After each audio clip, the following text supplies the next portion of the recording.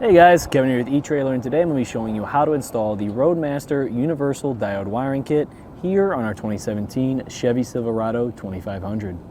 To flat tow your vehicle, there's going to be 5 main components, and that's going to be your tow bar, your base plate, your diode wiring, your braking system, and then also your safety cables. Now there are going to be a couple of outlier products, whether it's going to be a relay, a stoplight switch kit, or in our case, a battery disconnect. And if you have any questions or you just don't know exactly what you need for your vehicle, you can reach out to us via our expert link and send in a question asking for the right components for your specific vehicle. And someone like me or one of my other coworkers will answer your question. Diode wiring is one of the main components for your flat towing setup. It's going to allow your motorhome's brake and turn signals and your running lights to all transfer to the tail lights of your vehicle. And without that, you're not going to be street legal and no one's going to know what moves you're trying to make when you're out on the road. As far as installation goes, this is a super easy process. It's only going to be 4 wires running to the back of your truck. It does seem intimidating when you start to pull off your tail lights and really get into that wiring and cutting. So if you're not really comfortable with wiring, I can assure you that this really is not a tall task. And instead of using magnetic lights that you'd have to run every single time, and you know, with certain vehicles, especially like with our truck here, it's not really convenient. There's not a good location to stick those magnetic lights. This is a one and done installation versus having to constantly set up any kind of exterior light. So this specific kit is going to be just the 4-pole wiring and the 4 diodes. So you will have to get a 6-pole connector at the front of that, or a 4-pole connector depending on how your setup is. And then also you're going to possibly need some extra diodes depending on if you want to keep your lights on the rear of your vehicle separate. The way we're going to run this is going to be combined. So one light is going to have both our brake and our turn signal. So it's going to flash, and it's also going to just be solid for that brake. If you wanted it to split apart, you'd need 2 extra diodes, and then there's a little bit more chance of something failing because you're adding more into that system. So I typically just kind of advise against that. Now that we've gone over some of the features of this diode wiring kit, let's show you how we installed it. So the first step in our diode wiring installation is going to be installing one of our 6-pole sockets. This is going to come separate from this kit, but our neighbor today got a Roadmaster Nighthawk tow bar, which is going to come with it, so that's okay. They already have it without having to purchase it separately. And then what we're going to need to do is just find a good mounting spot for it. Now typically you could just kind of go ahead and start cutting into your fascia and just sneak it inside of that. But we do have a crossbeam kind of just, or a brace that's kind of sitting right behind this, so there's the potential for it to kind of kink up the wires at the back side. So what we're going to do is instead we're going to use a bracket. We do have a couple of different options for brackets, and you can easily just mount it onto that bracket. And we can mount that bracket right onto the fascia here.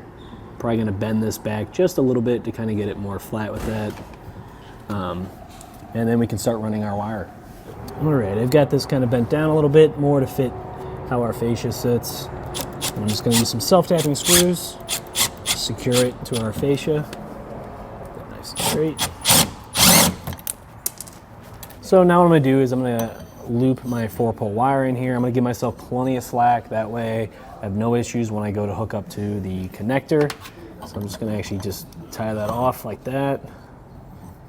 Keep it from moving, and we can start tracing our wiring towards the back of the car. And I'm going to stick with the driver's side, and I'll show you exactly the route we took once we're all finished. So before I can actually run my wiring through, I am also going to have to cut a hole in the fascia. Just going to use a smaller drill bit here, just big enough to get it through. Clean that up, and then we can pass our wiring through. So from our 6-pole connector, I've cut across right to this plastic cover right here. I drilled the hole just a little bit bigger. There was already one there, and I pushed our wiring through.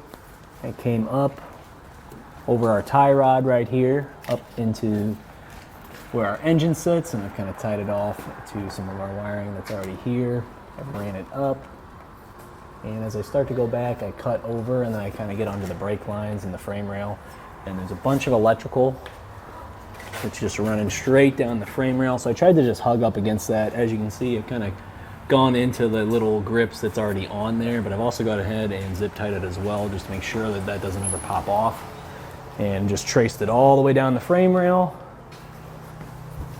When I got back to the wheel well, it is a little bit more closed off, so I did have to take my fish tape across. If you don't have fish tape or airline tube, you can also just use a coat hanger. Just kind of straighten it out and you can push it across.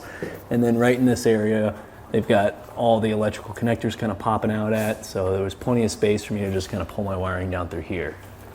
All right, now we're gonna go ahead and take our taillight off. To do that, we are gonna have to remove these two screws. It's gonna be a T15 bit, and we're just gonna pop those two out. And then we can just pop our taillight out.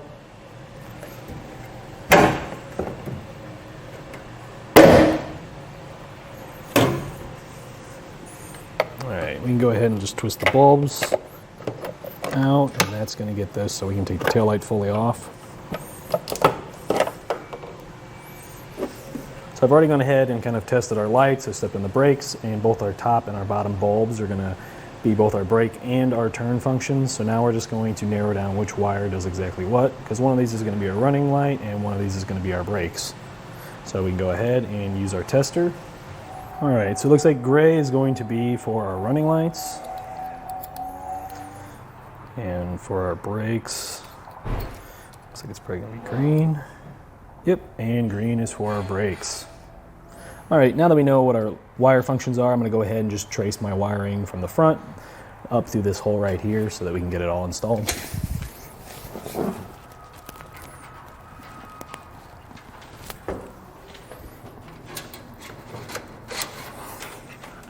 For our ground wire, we're going to use the ring terminal that's included with your kit.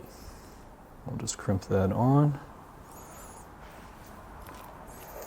And then we're going to ground it right into the frame right here. But we also want to make sure that we're not going to have this impede the tail light when it goes back on. So I'm going to try and shoot it in kind of more down here where the light's not sitting as much. So if you look on the back of the tail light, it's got these kind of oblong spots where the bulbs sit, and that can kind of fight you there. Clean some of that up. And use the self-tapping screw that came in the kit. And we can just shoot that right in.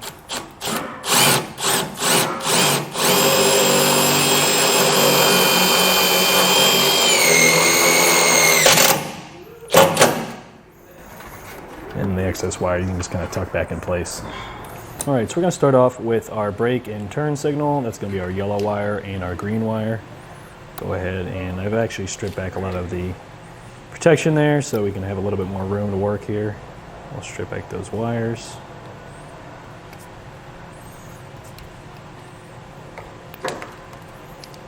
And twist them up. So you strip that back just a little bit more and then doubled it over so it's a little bit thicker. You can pull those spade terminals off and get those on and crimp them down first.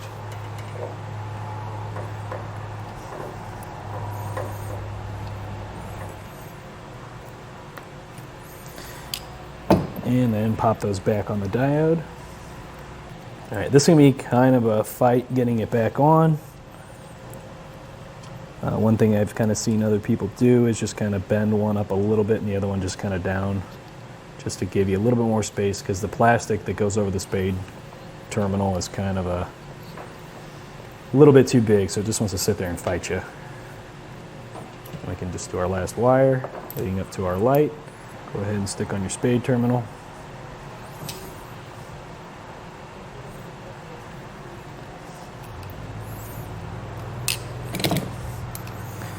And we can connect it to our diode.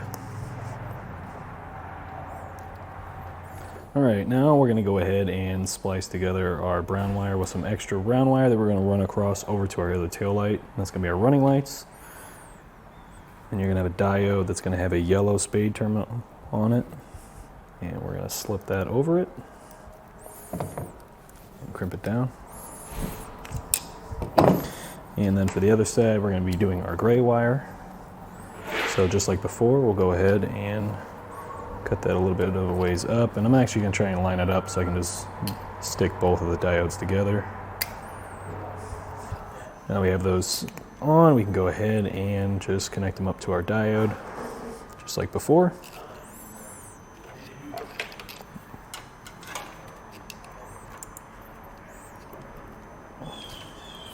And that's going to have this adhesive backing. We can go ahead and kind of pull those off. So I'm going to go ahead and just stick those two together. One other thing that we're going to do is just go ahead and shoot some gasket maker on top of these just to kind of give a little bit of protection so that no water kind of sits in there.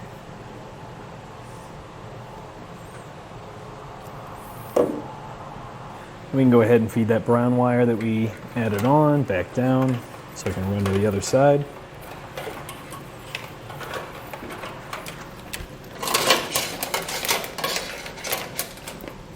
We can go ahead and start reinstalling our light bulbs into our tail light. Just make sure that you keep in mind the order that they were in originally and stick with that. Go ahead.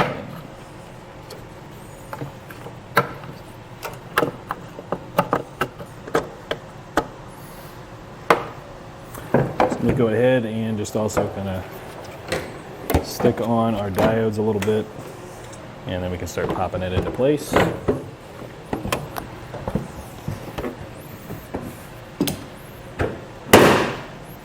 And just reinsert our screws. So right now I'm just going to extend my green wire just a bit more with some extra wire I laying around. And I'm going to use a heat shrink butt connector. That way we don't have any issues with any water getting in and damaging our wiring. And that's just so that I can run this all the way over to our tail light, because I just kind of didn't really have enough with the size of this truck to run all the way over and then back up.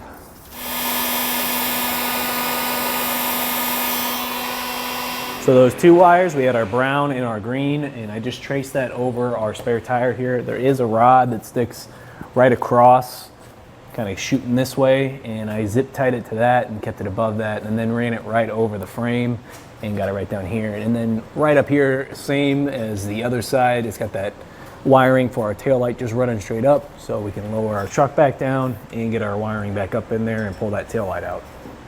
So just like with our other side, our green wire is going to be our stop or our brake and also our turn signal, and then our gray wire is going to be our running lights.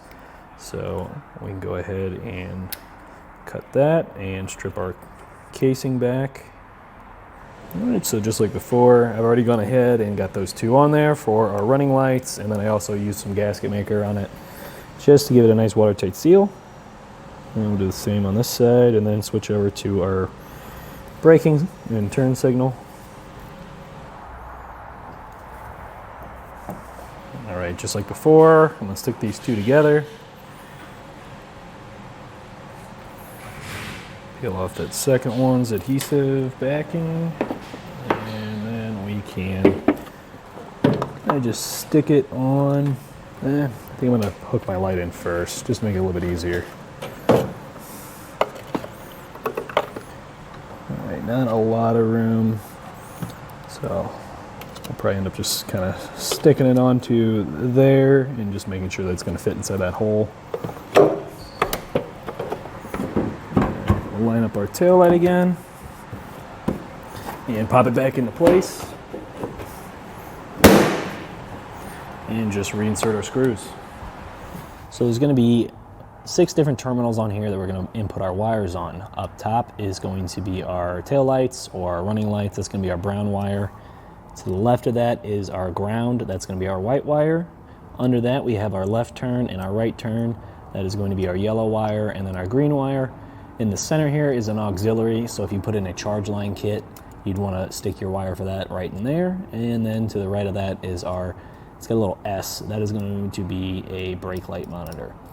Now if you see right here, I've already gone ahead and kind of separated the wires a little bit. I do need to kind of strip it back, but you're not going to strip too much back just because this terminal is pretty small. So I'm going to go ahead and put the boot back on. Just slip that over. I'm going to make sure that we have the smaller end going towards our wiring and the larger end going towards our socket. Go ahead and strip back some of that casing. And we can start putting them in place. Starting over here, like I said before, we got our ground wire. So I'll just stick that in. I'm not going to press it in as much as I can, and you're just going to need a Phillips head screwdriver to tighten down that screw.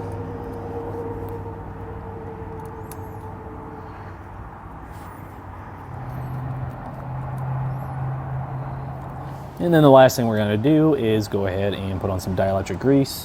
What that's going to do is protect our terminals and our wiring in the event that any water kind of gets in here.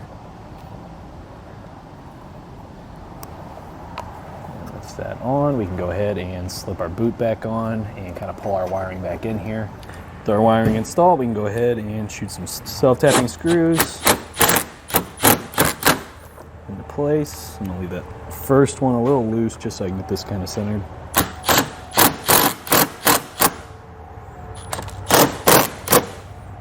Fully tighten it down. All right, with that in place, now we can go ahead and tuck all this wiring up. I did leave a lot up front just because depending on the braking system, you will have to tap into this. So it's a little bit easier if we leave a little bit more up front. That way we can run it up through the engine bay. So I'm gonna go ahead and just kind of push it through our fascia and zip tie it up. The last thing to do is to go ahead and just test your wiring, make sure that your functions are still working properly. Typically we would want to have the motorhome here just to make sure that there's no issues on the motorhome side of the wiring, but since all we have is the vehicle today, I'm going to be using my test box. Okay, so we'll go ahead and start off with our running lights. And we have our left turn, our brake lights, and then our right turn. Well, I think that about does it for today's installation of the Roadmaster Universal Diode Wiring Kit here on our 2017 Chevy Silverado 2500. My name's Kevin. Thanks for watching.